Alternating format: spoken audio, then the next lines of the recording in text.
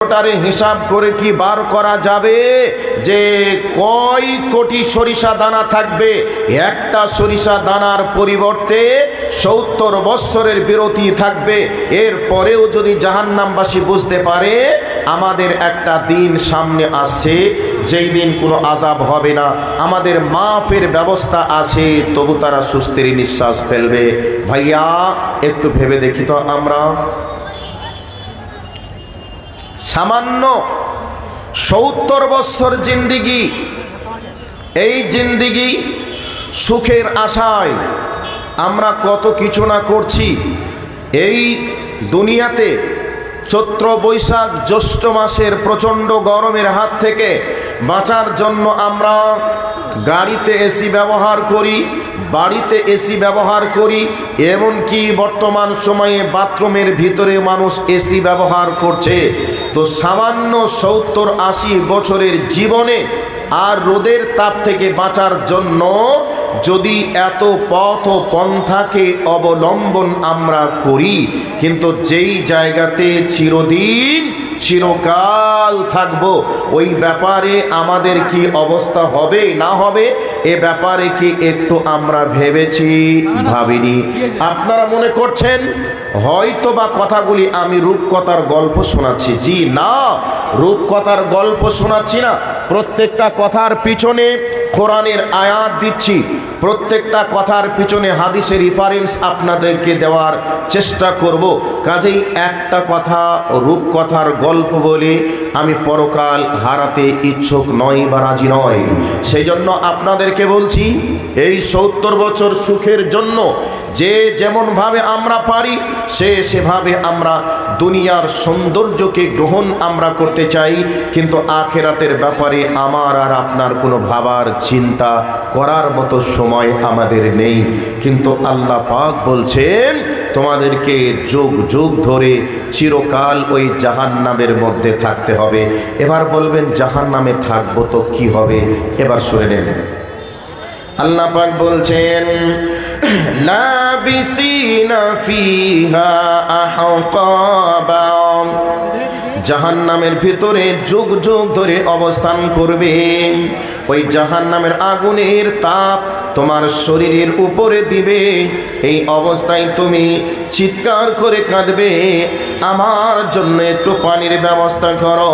আল্লাহ পাক বলছেন লা ইয়াসুকুনা ফিহা বারদাও ওয়ালা শারাবা। আল্লাহ পাক বলছেন ওই জাহান্নামের ভিতরে ঠান্ডা পানির কোনো ব্যবস্থা থাকবে না, ইল্লা হামিমা ওয়া গাসসাকা। আল্লাহ পাক বলছেন সেই জাহান্নামের ভিতরে গরম ফুটন্ত পানির ব্যবস্থা থাকবে। ওই গরম ফুটন্ত পানি জাহান্নামীদেরকে দেওয়া হবে, জাহান্নামীরা পিপাসার তাড়নায় পান করবে, কিছু উপায় থাকবে না। শরীরে এমনভাবে আঘাত করবে, আগুনে এমনভাবে তাপ করবে, মনে হবে যেন একেবারে কলিজা পর্যন্ত স্পর্শ করছে, কলিজা পর্যন্ত পুড়ে যাচ্ছে। এই অবস্থায় মানুষগুলি একটু শান্তি পাওয়ার লক্ষ্যে সেদিন পানি পানি করে চিৎকার করবে। আল্লাহ পাক বলছেন লা ইয়াসুকুনা ফিহা বারদাও ওয়ালা শারাবা। বান্দারে তোমাদের জন্য ঠান্ডা কোনো পানির ব্যবস্থা থাকবে না, ইল্লা হামিমা ওয়া গাসসাকা, তোমাদের জন্য থাকবে গরম ফুটন্ত পানির ব্যবস্থা। এবার সূরা নাবা থেকে আপনাকে কয়েকটি আয়াত আপনাদেরকে শোনালাম, এবার সূরাতুল হজের একটা আয়াত আপনাদেরকে শোনাই। আল্লাহ পাক বলছেন ফাল্লাযীনা কাফারু কুত্তিয়াত লাহুম সিয়াবুম মিন নার ইউসাব্বু মিন ফাওকি রুসিহিমুল হামিম ইসহারু বিহি মা ফি বুতুনিহিম ওয়াল জুলুদ ওয়া লাহুম মিন মাকামিউ মিন হাদিদ। আল্লাহ রাব্বুল আলামিন বলেন জাহান্নামীদের জন্য জাহান্নামের আগুন, জাহান্নামের আগুনের পোশাক তৈরি করা হবে। জাহান্নামীদের শরীরে পরিধান করে দেওয়া হবে। যেমনি তাদের শরীরে পরিধান করে দেওয়া হবে, তাদের শরীরের মাংস চামড়াগুলি খসে খসে ঝলসে ঝলসে জমিনের উপরে পড়তে শুরু করবে। এমতো অবস্থায় তারা পিপাসায় কাতর হয়ে মহান প্রভু আল্লাহকে বলবে, মাবুদ রে, আমাদের শরীরে জাহান্নামের আগুনে এত তাপ দিচ্ছে, এত তাপ দিচ্ছে, আমরা লোড নিতে পারছি না রে মাবুদ, আমাদের জন্য একটু পানির ব্যবস্থা করো। এই অবস্থায় আল্লাহ পাক বলছেন, তাদেরকে গরম ফুটন্ত পানি দেওয়া হবে। পিপাসার তাড়নায় তারা পানি পান করবে, গরম ফুটন্ত পানি। যেমনি পান করবে, তাদের পেটের নাড়ি ভুঁড়ি ছিদ্র হয়ে প্রস্রাব পায়খানা রাস্তা দিয়ে ক্লিয়ার হয়ে বার হয়ে চলে যাবে। এই অবস্থায় চিৎকার করে কাঁদবে। এই অবস্থায় জাহান্নামের ফেরেশতাদের হাতে থাকবে লোহার হাতুড়ি। ওই হাতুড়ি দিয়ে তাদের মাথার উপরে আঘাত করবে, মাথা ফেটে চচির হয়ে যাবে, তাদের মাথা ভেঙে চুরমার হয়ে যাবে। এইভাবে জাহান্নামের ভিতরে আমাদের মতো আশরাফুল মাখলুকাত, যারা আমরা জ্ঞানী বুদ্ধিমান মনে করি, এই মানুষগুলিকে ওই জাহান্নামের ভিতরে এইভাবে শাস্তি দেওয়া হবে, এইভাবে তাদের আযাব চলতে থাকবে। ওরে আমার যুবক ভাই, ওরে আমার আব্বা জান ভাইরা, ওরে আমার আম্মুরে, খালারে, বোন রে, এই 60 বছর 70 বছর জীবনটাকে যদি কোরআন এবং হাদিসের লাইন অনুযায়ী যদি অতিবাহিত করতে পারি, তাহলে আমার আপনার জন্য জান্নাত যেন অপেক্ষা করছে। আর এই 60 বছর 70 বছর জিন্দিগিকে যদি আমরা কোরআন এবং হাদিস অনুযায়ী যদি না চালাতে পারি, তাহলে চিরদিন চিরকালের জন্য এই জাহান্নামের আগুনের ভিতরেই থাকতে হবে। আর এইভাবে আযাব চলতেই থাকবে, চলতেই থাকবে। এবার আপনারা শুনে নিলেন কয়েকটি কোরআনের আয়াত।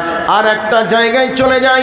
এবার আপনারা বলবেন, মাওলানা সাহেব, আমরা তো দুনিয়াতে অবাধ্যতায় চলি, এ কথা ঠিক, এরপরে আরও কি কোনো ব্যক্তিরা জাহান্নামে যাবে, তাদের ব্যাপারে কোরআন এবং হাদিসে কি কিছু বলা আছে? এবার আপনাদেরকে বলে দিন, ফি জান্নাতি ইয়াতাসাআলুন আনিল মুজরিমিনা মা সালাকাকুম ফি সাকার ক্বালু লাম নাকু মিনাল মুসাল্লিন ওয়া লাম নাকু নুতঈমুল মিসকিন। মনে করে নেন, এটা হচ্ছে রাস্তা। এই মাদ্রাসাটা 5 তলা বিল্ডিং, 5 তলার বিল্ডিংয়ে 2 তলার উপরে 3 তলার উপরে মানুষজন এসি রুমে আরাম করছে, গল্প করছে, স্বামী স্ত্রী তারা গল্প করছে, ফ্যামিলি পরিবার নিয়ে তারা আনন্দ করছে। এই অবস্থায় নিচে নিচে যদি কোনো মানুষ চিৎকার করে, হই হট্টগোল করে, করুণ সুরে কান্না করে, এই করুণ সুরের কান্নার আওয়াজ বা হই হট্টগোলের শব্দ যারা ওই এসিতে আরামে আছে তাদের কান পর্যন্ত একটু হলেও যাবে কি যাবে না? একটু আওয়াজ দেন, যাবে কি যাবে না? কথা কি বোঝা যায় না ভাই? যাবে। তো এই আওয়াজে অতিষ্ঠিত হয়ে 2 তলার উপর থেকে কোনো মানুষ জিজ্ঞাসা করছে, কি হলো রে, এত চিৎকার কেন করছিস, কেন, কি সমস্যা? এই জিজ্ঞাসা যখন করছে, তো একজন বলছে, শালা মদ খেয়ে মাতাল হয়ে চিৎকার করছে। তো উপরে যে থাকবে সে বলবে, মাতাল হয়ে, মদ খেয়ে মাতাল হয়ে চিৎকার করছে, আরও 2 বাড়ি ওর উপরে আঘাত কর। এ কথা বলবে কি বলবে না? যে মানুষ নিশাদার দ্রব্য পান করে চিৎকার করছে, টান দিয়ে ফেলে দে অন্যদিকে, এরকম কথা বলবে। আর কেউ যদি আরেকজন জিজ্ঞাসা করছে, চিৎকার আওয়াজ শুনে, কি হলো? বলছো চুরি করে পালিয়ে আসছিল, এই জায়গা ধরা পড়েছে, যার কারণে একে জনগণ পাবলিক ধোলাই দিচ্ছে।